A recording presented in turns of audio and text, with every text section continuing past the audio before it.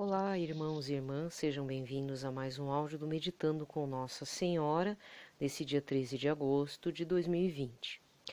Nesse dia 13 de agosto, então, apesar de ter o nome Meditando com Nossa Senhora, eu vou falar um pouquinho, né, e depois de estarmos só fazendo uma breve oração à Nossa Senhora, de alguns santos, né, que eu andei falando esses tempos, seja na parte da liturgia da palavra, seja no próprio Meditando com Nossa Senhora, desses 12 dias, né, de agosto, e também deixar claro que hoje, mesmo que seja simbolicamente lembrado como uma data de aparição de Nossa Senhora de Fátima, eu já falei, expliquei, você já deve saber, que em agosto de 1917 a aparição ocorreu apenas no dia 19, uma vez que as crianças foram, as videntes, né, os 3 pastorzinhos foram presos pelo prefeito local por questões políticas e foram torturadas também. Eu pensei se prorrogaria até dia 19, né? Ainda está em aberto, talvez tenha alguma coisa esporádica, mas aí vai ficar com um momento oracional, tá? Eu decidi que simbolicamente eu encerro hoje o áudio do Meditando com Nossa Senhora. E no correr do mês, se tiver, não é todo dia, talvez eu coloque um momento oracional com algum tema em específico, tá? Bem, eu vou estar falando novamente de uma situação que eu também já comentei aqui, e por que eu estou aqui falando no Meditando com Nossa Senhora?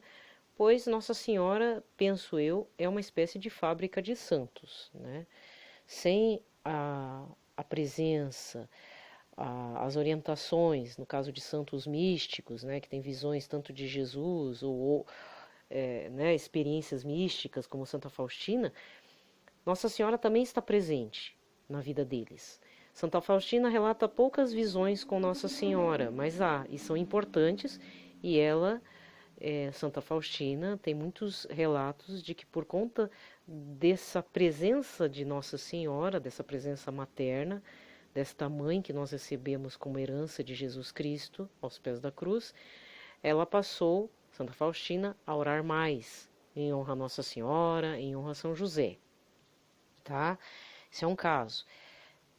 Santa Teresinha também relata uma situação, né, que Nossa Senhora interveio numa situação difícil, de ânimo difícil de Santa Teresinha. E por aí vai. Então, a grande parte dos santos teve uma presença muito forte, seja em oração, seja por uma estampa, seja por uma visão, seja por alguns, não sei se eu posso dizer um sentimento, uma vez que sentimento é uma coisa muito complexa de estar falando, né? Porque o sentimento engana também. A nossa percepção mental e racional nos engana, mas os sentimentos podem nos enganar, né? Mas às vezes é uma coisa que não tem nome, né, que motiva Santo Afonso de Ligório a escrever o Glórias de Maria, a fundar os Redentoristas,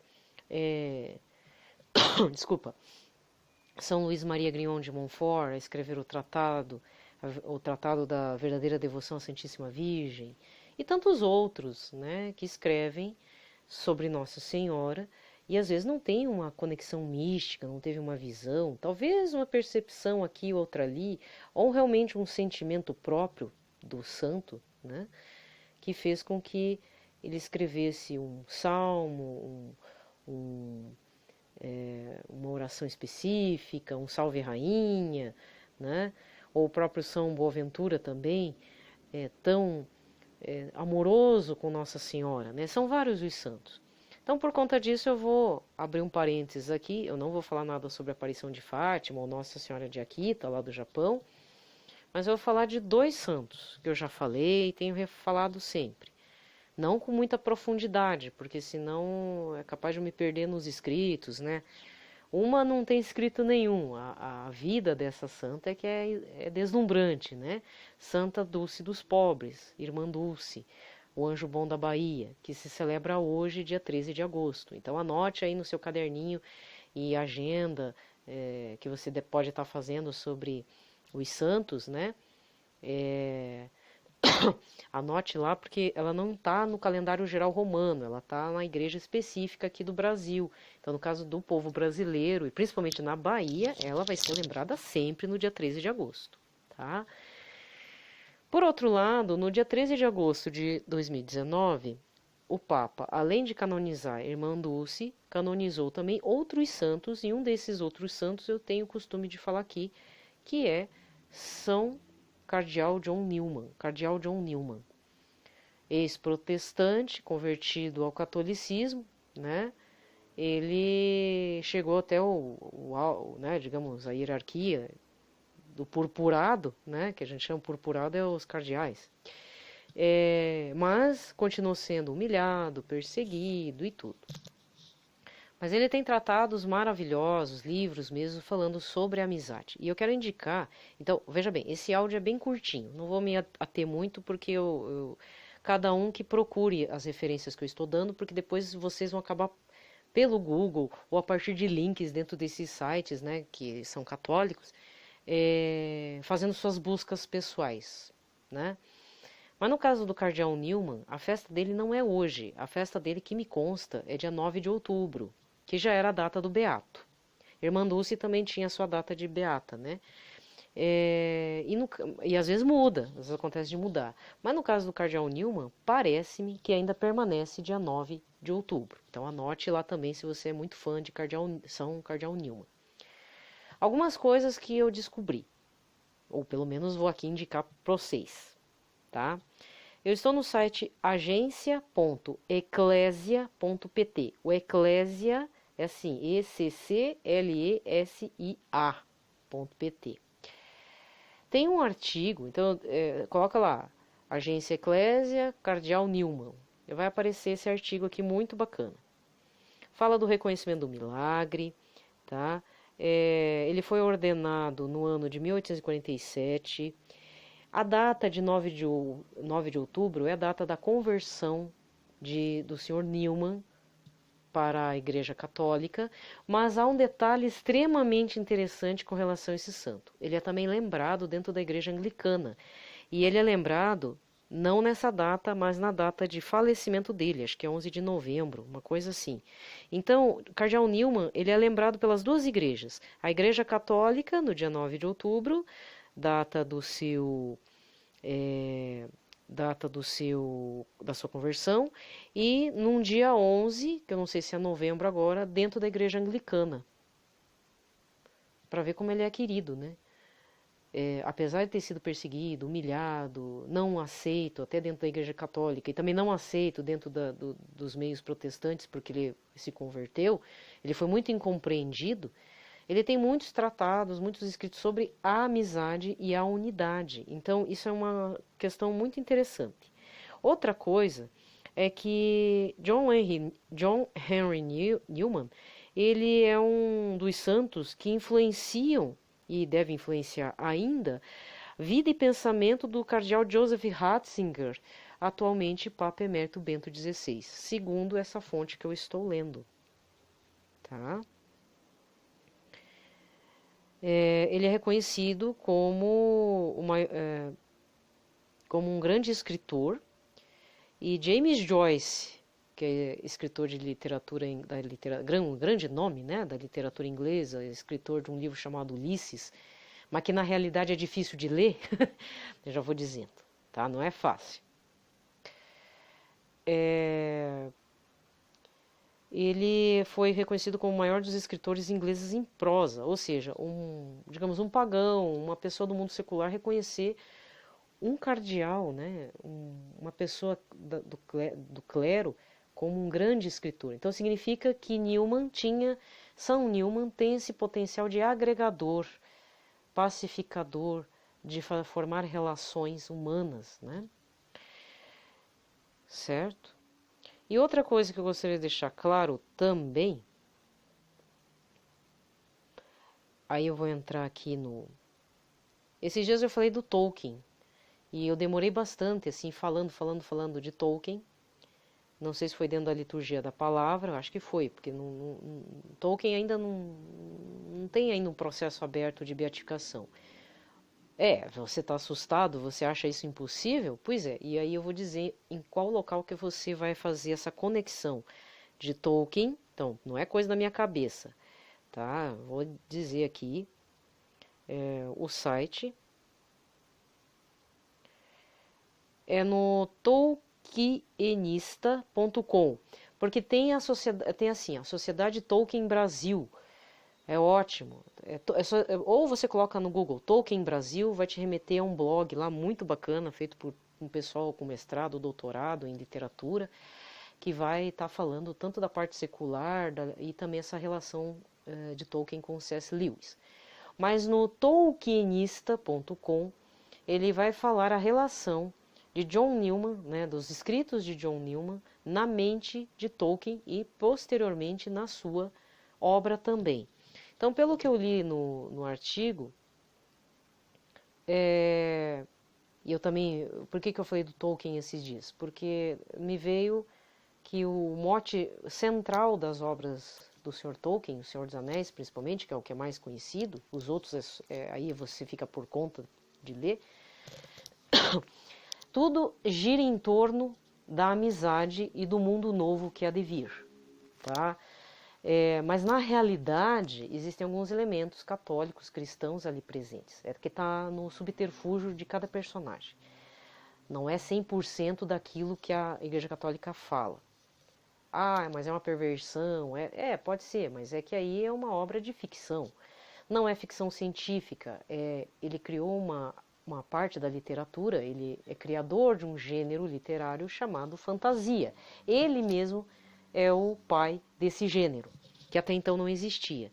Não é um livro infanto-juvenil, apesar que muitos o considerem, ele é um livro para adultos, porque vai falar justamente de relações humanas com relação à amizade com o diferente, com raças diferentes e a busca de um ideal, digamos, todos estão focados num ponto, né, que é a destruição de um anel. Aí você tem que ler lá, tá?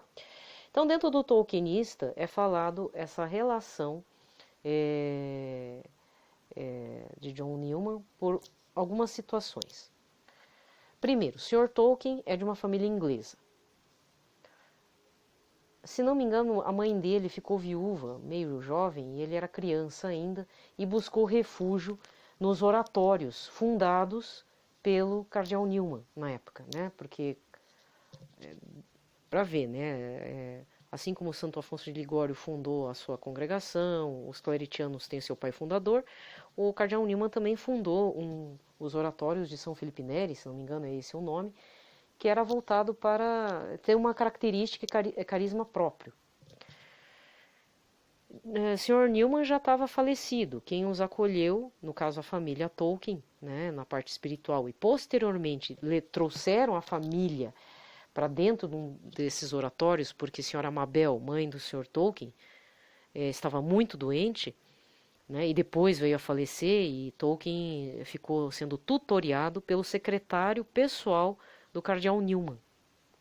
Então, claro, logicamente, o Sr. Tolkien aprendeu a ler ali, teve toda uma educação formal. Esse padre, tutor, que me falha, agora esqueci o nome dele, ele o incentivou a fazer leitura de clássicos dentro da Igreja Católica, da filosofia e tudo, e provavelmente deve ter pego, pelo menos em 2 livros do cardeal Newman. Então, até inclusive nesse artigo desse site que eu estou indicando, o tolkienista.com, na época, cardeal Newman estava sendo beatificado, que é um dos grandes passos para chegar à santificação, né? Para chegar nos altares maiores da igreja ali, ser considerado santo. E isso deu um bafafá no meio dos tolkienistas mesmo, dizendo que poderia ser que Tolkien poderia ter a possibilidade de ter abertura de processo, o que eu acho muito difícil, porque a grande maioria dos leitores de Tolkien chega por um viés pagão, até por conta que dentro do universo da Terra-média, que não é o planeta, né, é o universo, né, completamente criado por Tolkien, existem muitos elementos de povos nórdicos, pagãos, idólatras, apesar que ali não fala de Deus. Mas é utilizado, por exemplo, alfabeto rúnico para designar os elfos, e o alfabeto rúnico era do povo nórdico. A linguagem élfica é uma criação de Tolkien, mas existe toda uma estrutura linguística, até por conta que Tolkien não é só literato, ele foi um linguista. Né? Até quem é de letras, da faculdade de letras, sabe que existe uma briga muito grande entre linguistas e a parte de quem gosta da gramática. Tem uma briguinha ali. Né? Eu sei porque eu convivi com um povo aí de letras e eu não entendia muito isso. Por que o povo da linguística não se entendia bem com quem era a favor e ferrenho da gramática? É assim o negócio, sabe? Porque a língua é viva, né? E por conta disso, talvez o grande mérito de toda essa obra na parte literária, e apesar dele não ter ganho nenhum prêmio Nobel por preconceito, talvez porque ficaram com dor de cotovelo, é que criar uma língua nova é muito difícil. Né? Então, Tolkien, ele poderia ser santo? Poderia, mas infelizmente os grandes fãs-clubes não tem nada a ver com catolicismo. Até é meio que renegado, né? Eles até acham que dentro do universo do Tolkien existem alguns, entre aspas, deuses, né? Porque os elfos são imortais, os homens de longa vida lá também, de uma raça X, e assim vai, né? Até tenho que fazer um adendo aqui, meio histórico, mas isso é verdade. Para quem gosta do tema da Segunda Guerra Mundial, a guerra da parte ocidental, eu, falar a verdade, eu não curto muito a guerra da parte oriental, porque mexe com os meus DNAs, né? Porque eu sou descendente de japoneses, então eu fico muito incomodada, toda aquela guerra do Pacífico. Mas a parte ocidental tem lá suas curiosidades, né, coisas que instigam muito, e uma delas não tem nada a ver com Tolkien, o que eu vou falar, é uma questão histórica, mas que só para você entender como a questão da língua viva, criada pelos seres humanos, ela é mais poderosa, é mais complexa e até paradoxal, para não dizer isso, do que você criar um código qualquer, numérico, né? E eu vou contar a coisa aqui, a situação. Então, os Estados Unidos estavam tendo um problema grave, porque a Segunda Guerra também inaugurou um período de espionagem e contra-espionagem que perdura até hoje. Na Guerra Fria foi mais, mas hoje em dia ainda é. Então, foi criado serviços secretos, espiões, espiões duplos, etc. E uma das coisas que estava pegando no pé dos norte-americanos era interceptar todas as mensagens vindas, porque era captado, né, por rádio, eles conseguiam pegar a frequência do inimigo e eles conseguiam captar mensagens ou interceptar com as mensagens em código Morse, seja dos nazistas e sejam dos japoneses. E aí dos nazistas conseguiram tudo, tinha toda uma rede tal de interceptação de mensagens, de onde que ia ter o ataque, o que ia acontecer, e pipipi, popopó, e sem contar que aí, outro parênteses dentro do parênteses, os norte-americanos e outros países sabiam dos campos de concentração e não fizeram nada para impedir, porque na década de 90, um espião, que deve estar morto já, da época lá, da contra-espionagem e fazia também trabalho de espionagem dupla, ou seja, fingia que era espião dos nazistas, mas na realidade também era espião norte-americano, havia informado da construção dos primeiros campos de concentração. Ele avisou os grandes líderes, as pessoas ligadas a esses líderes na época lá políticos, mas não fizeram nada. E quando chegaram lá foi todo aquele horror, né? Porque os americanos chegaram e filmaram tudo. Então ficou tudo registrado, não tinha como contestar mais. Então ficou feio para muitos líderes. Ou, como se diz, alguns líderes fingiram que não sabiam. Tá? Mas voltando à questão da língua. Eu fiz um fake news agora. Falei que não ia falar da Guerra do Pacífico, né? Mas eu vou ter que falar. Aí o que aconteceu? Os japoneses criaram um sistema, né? Criaram um sistema de código muito complexo e os japoneses do Império, que estavam ali fechados com o eixo, né, com nazistas e fascistas, e depois só ficou ele lá perturbando o meio de campo da Segunda Guerra, eles conseguiam criaram uma mensagem de códigos, mas também ao mesmo tempo conseguiram toda a interceptação de mensagens que os norte-americanos e aliados criavam para poder passar, dizer assim, ó, nós vamos atacar tal lugar.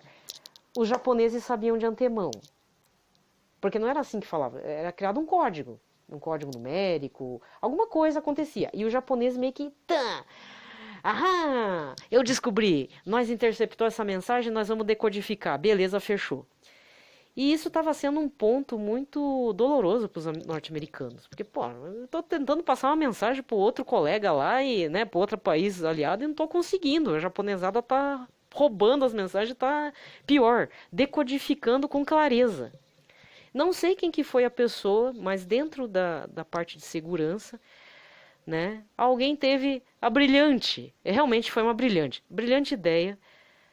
Falei assim, não, já sei. A gente tem que pegar uma língua viva, ou seja, de algum povo, principalmente nativo norte-americano, ou seja, dos índios mesmo. Porque a língua indígena norte-americana não tem escrita, só tem a falada, né? Não tem escrita. Até os índios brasileiros aqui não tem escrita, tem a fonética. E aí a pessoa muito do esperto pegou, acho que a língua navarro, né, dos índios navarro, até porque tinha alguns índios lá que eram escalados para ser soldados, foram chamados, né, para atuarem dentro da Segunda Guerra Mundial.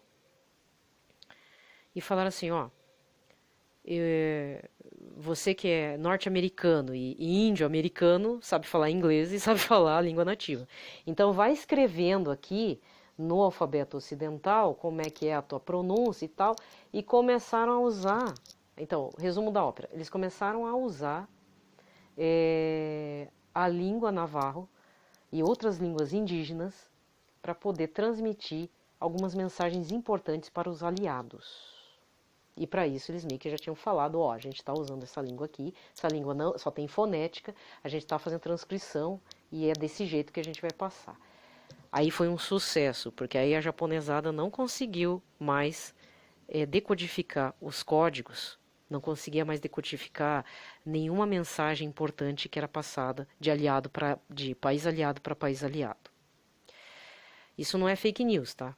Não é fake news. Se você for atrás de espionagem, contra-espionagem, espionagem dupla, questão de códigos, e até se não me engano, tem um filme que fala sobre isso, que acho que é A Conquista da Honra, que é a segunda parte do Cartas do Iwo Jima, lá do Clint Eastwood, porque são 2 filmes.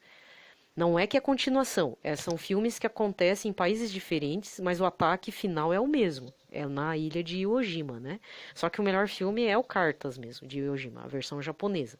Mas existe a versão americana que é falado lá de um soldado indígena norte-americano que padece muito ali no batalhão dele lá. Não sei se é falado isso também, mas já é um dos grandes indicativos de que os americanos se utilizaram do povo indígena, seja para batalhar nas frentes de batalha, quanto para a questão do código, para fazerem código Morse, passar mensagens sem que os japoneses pudessem reconhecer.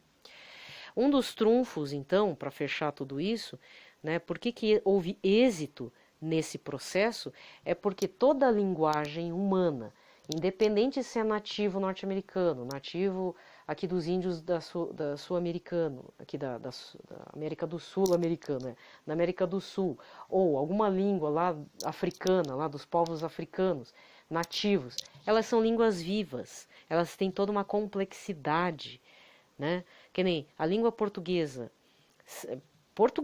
no geral, tem a palavra saudade.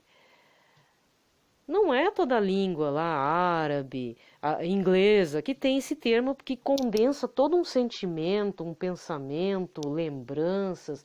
O máximo que chega na língua inglesa de saudade é nostalgia, que não chega nem perto do sentido. E quando eu falo sentido, é o sentido sentimental, de lembrança, de memória, de tudo. Até de cheiro, se for o caso. Então, saudade, para um brasileiro, para um português, é muita coisa. Ou aqui no Brasil, então, português brasileiro, cafuné. É só aqui que tem. O que é um cafuné para um português? Não sabe, porque não é prática, inclusive. Porque o cafuné, você que é brasileiro deve saber, não é todo mundo que recebe, porque envolve uma questão de toque, é uma questão de carinho, de respeito, de intimidade com a outra pessoa, né? Porque o cafuné fica coçandinho a cabeça, passando a mão na cabeça. Não é só passar a mão na cabeça, existem outras situações aí. É uma questão familiar, uma questão de carinho, uma questão amorosa. Então é uma gama de coisas que o termo cafuné representa. Mas que para um português, para um japonês, para o japonês muito menos, né? Nem tem toque. Não se beija nem em público, que me dirá um toque, né? Então, para um inglês, por exemplo, também não se tocam muito, não tem muito isso de sair se tocando muito e tal. Entende? Então é uma questão própria. E isso envolve linguística também. Então a língua é viva. Então, por conta da língua viva, eu termino aqui o Meditando com Nossa Senhora com um mix de coisas, né? Você deve achar assim, não falou nada de Nossa Senhora. Falei de dois santos e ainda raspando, né? Mas eu queria esclarecer algumas situações. De repente você está aí chateado comigo, como ficaram chateados com Paulo Ricardo, uma época, quando ele fez o curso de Tolkien, né? Ele foi muito mal interpretado, mas eu, se fosse você, fazia o curso e lia esses locais que eu indiquei para você. Parece coisa de maluco, de geração Dick. É e não é, né? Mas tem muita carga católica, tá? Para dar uma esclarecida, certo? Então, como eu falei de São Boaventura, eu vou terminar o meditando hoje e desse mês, né? Com um salmo do Saltério à Virgem Maria de São Boaventura, editora Ave Maria. Ele é de bolso, tá bem baratinho. Salmo 87. Senhora, tu és o auxílio para a minha salvação, dia e noite tenho clamado por ti. Que minhas preces cheguem aos teus ouvidos, consola minha tristeza com a visão de tua imagem. O mal se multiplicou em minha alma, limpa da sujeira e do pecado. Que teu poder cubra nossos inimigos, para que eles não atrasem nossa salvação. Conceda-nos a tua graça para que resistamos a eles. Fortalece nossos corações contra a concupiscência da carne. Pelo sinal da Santa Cruz, livrai-nos Deus, nosso Senhor, de todos os nossos inimigos. Em nome do Pai, do Filho e do Espírito Santo. Amém. Vamos rezar uma Ave Maria, um Glória e uma jaculatória. Ave Maria, cheia de graça, o Senhor é convosco, bendita sois vós entre as mulheres, bendito é o fruto do vosso ventre, Jesus. Santa Maria, Mãe de Deus, rogai por nós, pecadores, agora e na hora de nossa morte. Amém. Glória ao Pai, ao Filho e ao Espírito Santo, como era no princípio, agora e sempre. Amém. Doce coração de Maria, sede a nossa salvação. Bem, eu não sei o que vai acontecer para setembro, mas muito provavelmente, talvez eu fale alguma coisa de Nossa Senhora das Dores, nem que seja só nos primeiros 5 dias, ou nos primeiros 3 dias, e depois fazendo essas interlocuções, assim, não é interlocuções, fazendo esses pensamentos avulsos mesmo, né, que eu tenho aqui. Como eu falei, Nossa Senhora é uma fábrica de santos, né? Ela que intercede também por nós, ela nos concede algumas virtudes, ela tem virtudes a nos ensinar, né? Certo? E eu espero que você não esteja no grupo de pessoas que desonrem a memória da Mãe de Deus, tá? Que isso é uma questão até teológica, é um dogma da igreja, inclusive, tá bom? Desejo a todos uma ótima quinta-feira. Fiquem na paz de Cristo.